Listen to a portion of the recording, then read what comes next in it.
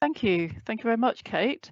And thank you for the panelists, both for the presentations and also for the stimulating discussion. So we've now concluded all of our panels for the 3 webinars in this series in the role of geological science organisations in understanding risk and informing disaster risk reduction actions. I would like to thank all the speakers for their commitment to these webinars and for your presentations and commitment to the panel sessions. Thank you especially to Tuna and Dennis for context setting our discussions with our opening remarks today, and to the chairs of the 2 panels, Steve and Kate, for moderating and facilitating the discussions. Thanks especially to Layla and Luke from the American Geosciences Institute for expertly hosting and managing the logistics for the webinar. Today's session has been recorded and will be available on the American Geosciences Institute YouTube channel in a few days.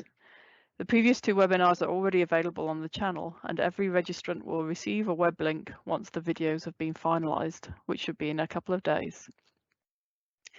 The 3 webinars over the last 3 weeks have traversed the various different ways in which geological survey organisations can and do contribute to disaster risk reduction, and has also highlighted areas for further collaboration and coordination. Many thanks to the registrants and participants in joining hundreds of your colleagues around the world, and thank you for your insightful questions and comments.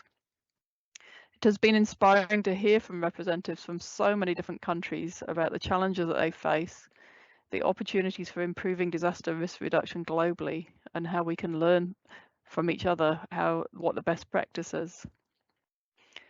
The initial idea for the webinars came from WCOGS and GEM, and I'd like to thank my colleagues on the organising committee, Phil Hill, John Schneider, Sonia Tawa, Malaika Olmi, Sahar Safai, and Leila Gonzalez.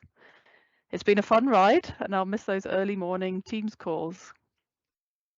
I hope that this series has stimulated some conversations in your organisations across your countries and internationally, so we can all collectively work towards the goals of the Sendai framework to prevent the creation of new risk, reduce existing risk, and increase resilience.